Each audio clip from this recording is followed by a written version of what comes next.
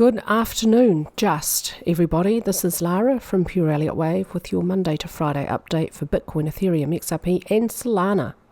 Jack Frost eventually one day will be taking Ethereum and Solana off my hands, and you'll have two videos, one from me and one from him, but I'm giving him some space to get ready for his first CMT exam, which is coming up soon, so that's why I'm just going to keep doing this for you for a little while. They're all moving sideways. There really isn't much new to say. It's a very, very boring market. It's like watching paint dry or grass grow, which might actually be slightly more exciting, actually. They're in consolidations, Bitcoin swinging from resistance to support and back again in choppy overlapping movement. Recently hit resistance about 71,500. We may expect overall a downward swing to support at 60,700 or potentially a little bit lower at 58,200, but most likely 60,700.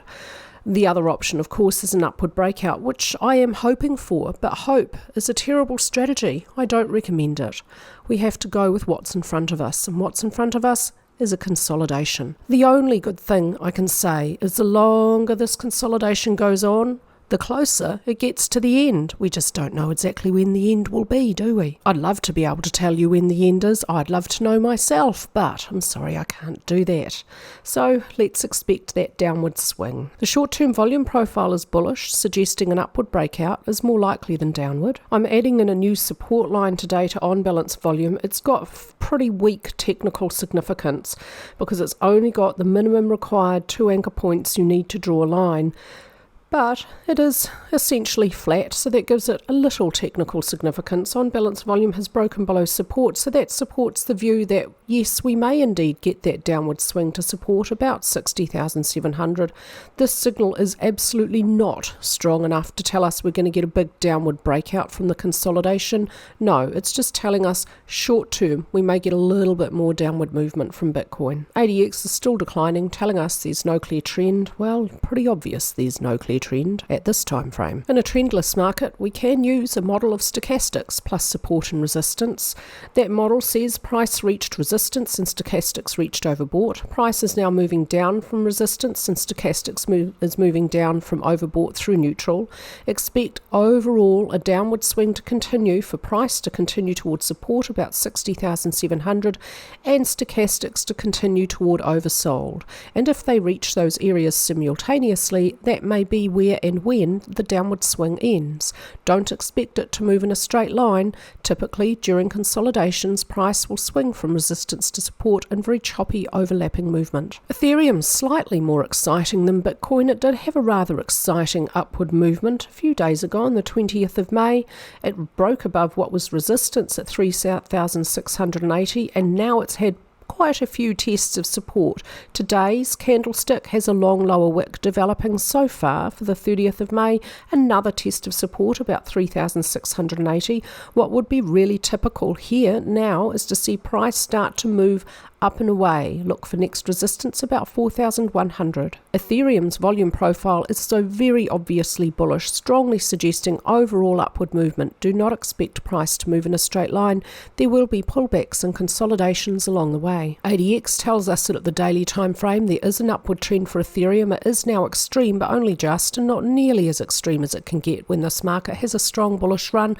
There is a very long way to go with this trend before it reaches danger territory. This is a very bullish look for Ethereum. This little consolidation after price broke above resistance and is testing support has pulled RSI slightly back into neutral after only just reaching overbought. Just do be aware RSI can reach very deeply overbought and remain there while price travels for a reasonable time and at a considerable distance. This market has a strong bullish bias. So with RSI in neutral, there is a long way to go before this trend reaches danger territory. Money flows neutral, didn't even get to overbought. ATR showing overall an increase as price has been rising. Volume supports upward movement and it comes with an increase in volatility.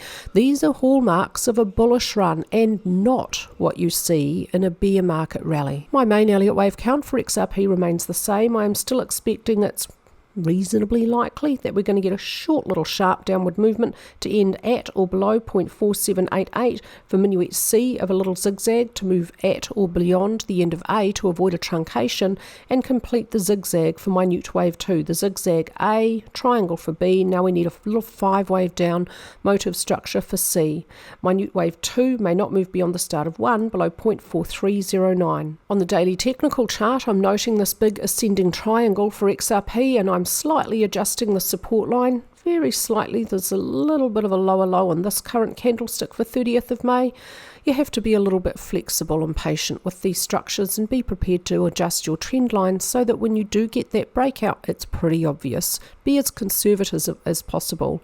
Ascending triangles most commonly break out upwards, so we will expect that is the most likely scenario. We need to see resistance properly close above 55 cents, and because we've had false breakout back here, I'm going to use a 3-day away rule. I want to see a close above 55 cents and price to move 3 days away before I have confidence that that area really has been broken. The volume profile for XRP remains mixed. It's neither very clearly bullish nor bearish, so inconclusive at this time. On balance, volume has a nice range with converging lines, so we're going to get a signal. No signal today. I'll keep an eye on it. ADX has set itself up for a really strong signal. It's at very low levels and well below both DX lines. If the black ADX line reaches 15, has a positive slope, then it's going to indicate there's a new trend in a very early stage, and at that time whichever DX line is on top is going to tell us what direction the trend is. Although the negative DX line is currently above the positive, they have been whipsawing, so we cannot draw a conclusion. It's far too early to say the trend will be down. They absolutely could whipsaw again while ADX continues on up, and ADX is quite a ways from this line, so either we're going to have a really huge movement and a new trend in that direction, or we're going to have maybe a couple of weeks before ADX gets back up to 15. RSI reached oversold on the 13th of April, strongly suggesting that that low is likely to be maintained for quite some time to come. A sustained low may have formed there. Still the same 2 Elliott Wave counts for Solana, and today we may be getting an overshoot of the lower edge of this channel. If we don't get a proper breach, then I might have to adjust the trend lines. My definition of a proper breach is very conservative. I want to see a full red daily candlestick, and not just with a small body, a decent downward movement fully below and not touching the lower edge of this channel in order to have confidence that this upward sloping channel has breached and the next movement is underway. This wave count expects primary 4 to continue as a zigzag, 5-wave impulse for intermediate A, 3-wave zigzag probably complete for intermediate B, 5-wave motive structure now required down for intermediate C to move at or beyond the end of A at 119.38481 in order to avoid a truncation. Truncations are very rare. Alternatively, it's possible primary 4 could have been over down here, but it would be labelled a double combination and it doesn't have the right look. They should be sideways structures, and very clearly this has a strong downward slope. If primary 4 is complete there, then primary 5 should begin. Intermediate wave 1 within it may be incomplete. I might need to move the degree of labelling here down 1 degree. This may be 1 degree too high. It may be that minor 1 of intermediate 1 may be incomplete. Either way, we'd have a 1, 2, 3, 4 and now 5 up required.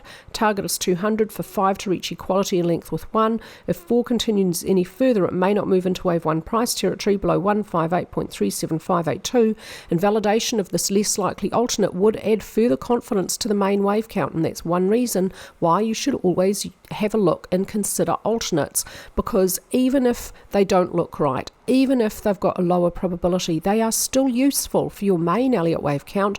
As all your alternates can be invalidated, then you can have more confidence in your main wave count. Daily technicals for Solana, still finding resistance at 168, support about 159. If resistance at 168 breaks, then there's next resistance above at 190. The short-term volume profile is bullish. Volume is pushing price higher, and now price is moving sideways, and volume is declining overall. ADX is declining, telling us there's no clear trend at this time frame for Solana. With no clear trend, the model of stochastics plus support and resistance would expect a downward swing to continue even lower towards support, and for stochastics to continue lower toward oversold simultaneously. That model would support the main Elliott Wave count, but that bullish divergence with price and RSI, that supports the alternate Elliott Wave count. And the volume profile is bullish, supporting the alternate. So A slight more support for the alternate, a more bullish look for Solana, but it is not as clear as I would like at this time. And that's it for me today with your update. I hope you're all having a really lovely day.